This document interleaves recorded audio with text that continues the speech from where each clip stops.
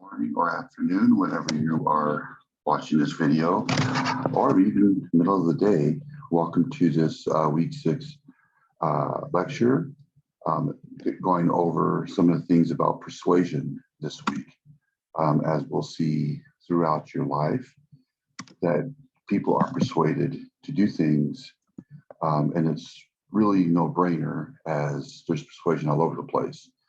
The basic definition is the process by which a message induces change in beliefs, attitudes, or behaviors. So we're talking about the act of persuasion, because sometimes people are not easily persuaded, but here's what happens when they are persuaded. These are the tactics, some of the strategies, and some of the definitions that involve that, okay? How are things spread? Like, what type of things are spread? Well, there's also, we all know there's spreading of false beliefs. I've read studies, listened to debates, podcasts, and I'm surprised that people think the earth is flat. And so there's people that are persuaded to believe that. And there's people that are persuaded to believe that certain events didn't take place. They question whether, like even in the book, did the Holocaust take place? I've had people say, you know what, the landing on the moon, did that really take place? They believe it's a false belief, and some people will believe in conspiracy theories a lot of times. Some people are skeptic about things like global warming. It's interesting because global warming obviously is happening, but why? When I was a senior in college, I had to take a certain class to fulfill a graduation credit. And one of the classes I could take was on global warming. So I took it. And during the middle of the class, within the first couple of weeks, I raised my hand and said, so all this stuff that you guys are researching is just theory. Why are people practicing it? Why are people actually believing that this is what's causing global warming?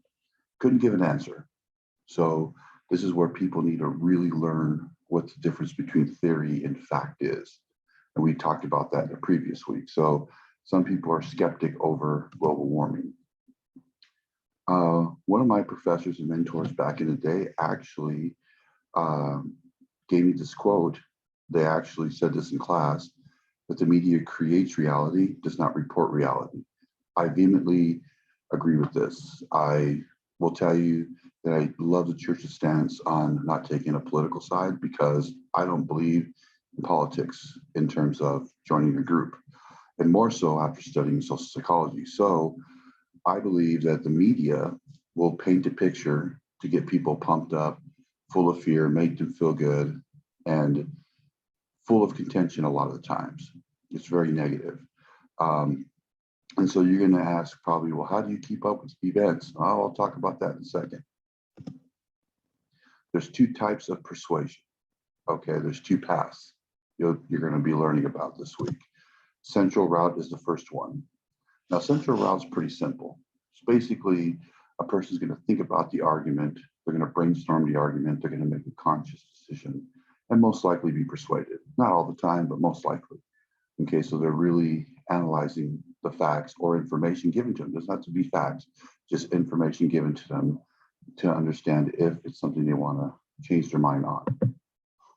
Then there's the peripheral route, which is probably the most common one. Most people view cues and they say, oh, I believe in that.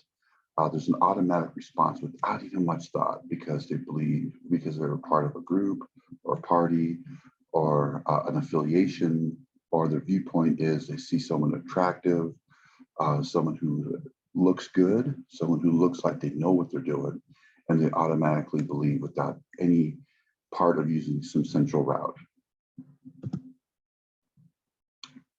The one thing about people who persuade others is that they're great communicators. They don't even have to actually execute the plan. They just have to make you believe that their plan is better than others, okay? So they act as an expert. They convince and they can sell the idea. They can sell the persuasive thought. You see this in politics. You see this in business. You see this all over the place. They actually sell you because they have that peripheral route and they can actually communicate really well. And again, attractiveness. They're not just experts, but they actually look good, or they present themselves as good. All right. One of the examples that I remember studying was the 1960 presidential election. It was the first debate on TV between President Nixon and President Kennedy. Now, this is when Kennedy won the election. In fact, they were still broadcasting the debate, presidential debate, on radio as well. But when they were taking the polls, those that listened to on the radio said Nixon sounded better, like he would be the most likely candidate to win this presidential election just by listening. Now, those that actually watched it on TV, majority of the people who were part of the study said that Kennedy looked like he was the better choice as president because of the visual aid. He looked better. So this is a great example of the differences between auditory and visual and how it plays into a fact of being a great communicator. One is you could listen to it, or one you could see it, and you could actually be persuaded. Some of the persuasion tactics that are out there, again, like I said before, they make people feel good. So you'll have an advertisement, political advertisement, or just some kind of marketing ploy for a product, makes you feel good. Some kind of information makes you feel good to go purchase it or buy into the person talking. Fear, we see that a lot nowadays, everywhere on social media, advertisements on television, there's fear. If you don't vote for this guy, this will happen.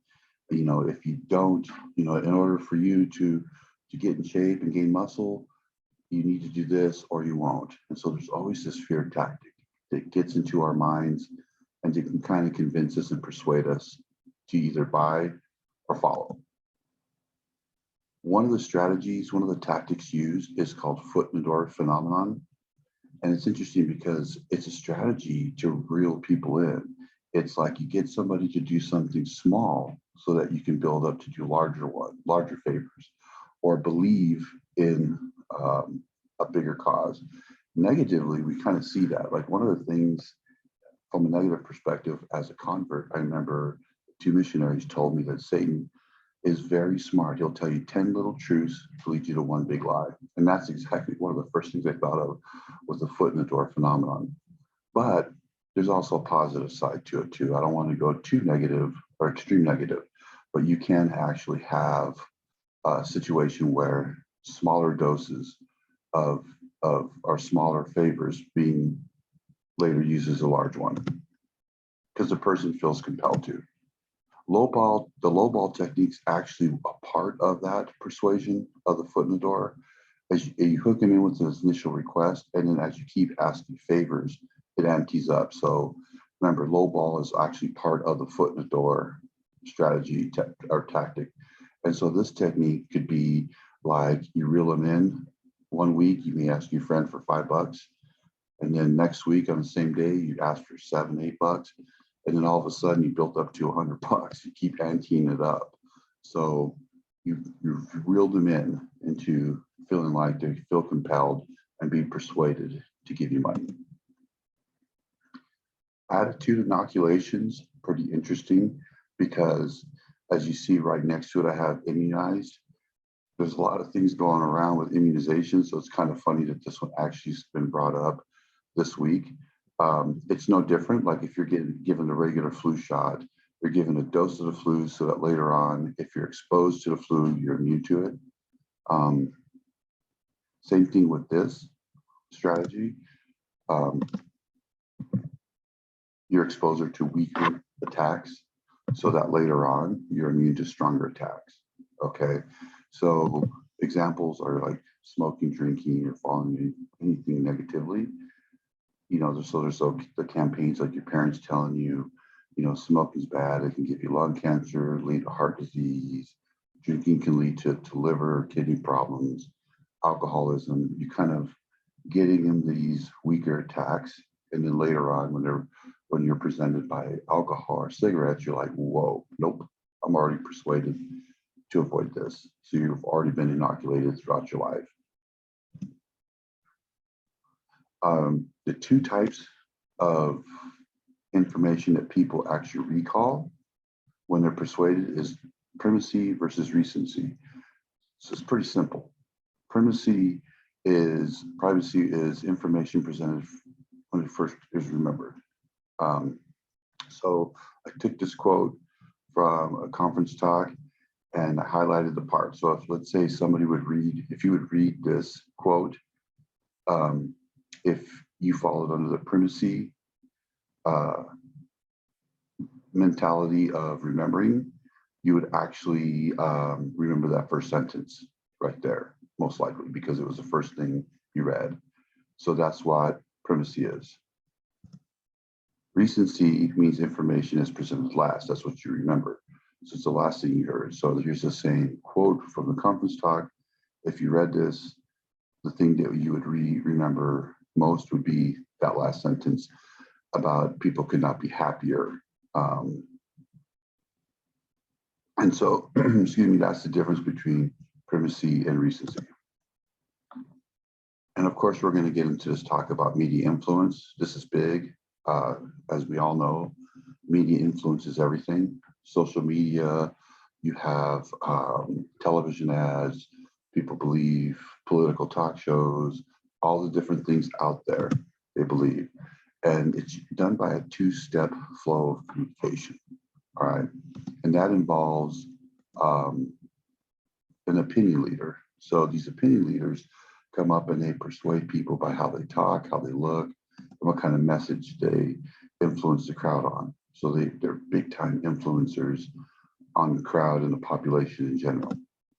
Opinion leaders are actually known as experts or so-called experts. So they could be doctors, lawyers, politicians, spin doctors for political parties. They could be any type of person in the media. An opinion leader could be even from an advertisement.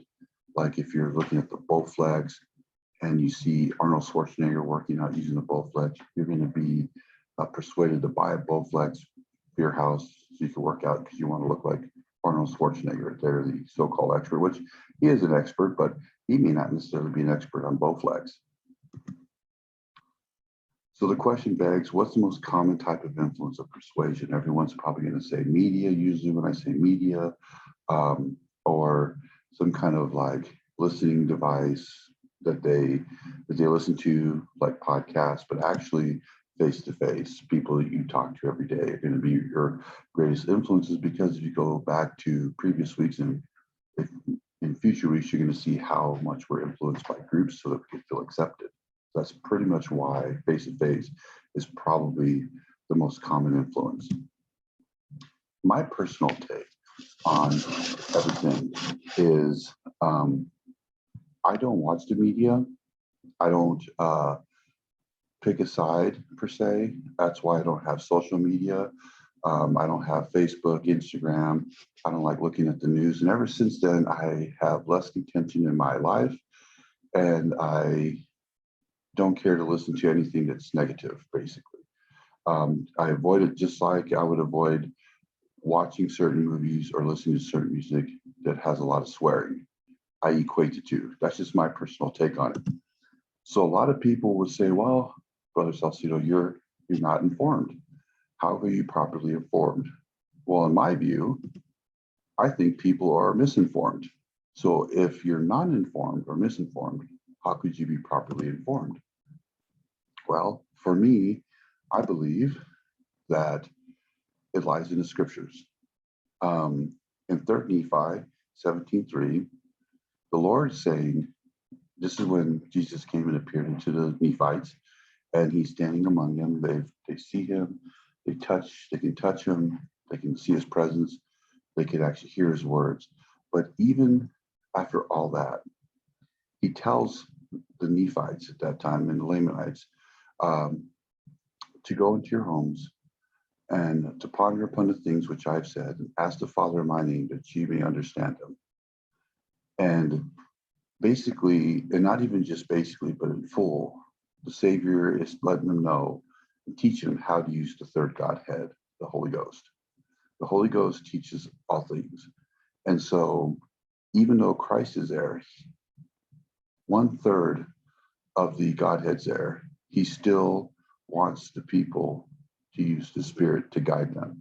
And all these conference talks now, most recently, have been talking about more now than ever do we need personal revelation. And this is why, because there's so much distraction and persuasion out there that we have to block all of that out so that we can actually know exactly the proper information that we need to survive in today's life. So here's how you're properly informed. Obviously, like I said, you're using the Holy Ghost, Scripture, prayer, temple. Those are the big three things that will help you in your everyday life. If you stick to Scriptures, prayer, temple, as far as your mode of information and communication, you'll see things, feel things, and understand things that you need to hear and know.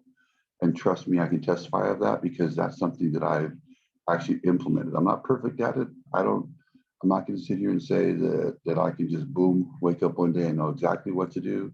But this is the strategy and tactic I use so that I'm not persuaded, that I'm trying to choose the right. This is the best mode of method that I could actually teach on how to not be persuaded by anything, but by doing the right thing and listening to the right things. So I do testify of that. Even though the temple's closed, you can still go walk on the grounds and you can still enjoy the Spirit. And then once you leave, it would be as if you actually went in. You can go there, read Scriptures, pray, watch church videos. In your mind, think about what you do in the temple and some of the ordinances that take place to kind of refresh your mind and get your mind geared towards the temple. And I testify of this, knowing that this is true. This has helped me in my life stay more peaceful and less contentious, and feel less contention out there in the world so that I can do my best on serving others. And I leave this with you in the name of Jesus Christ. Amen. So if you have any questions regarding anything that is on this lecture, please let me know.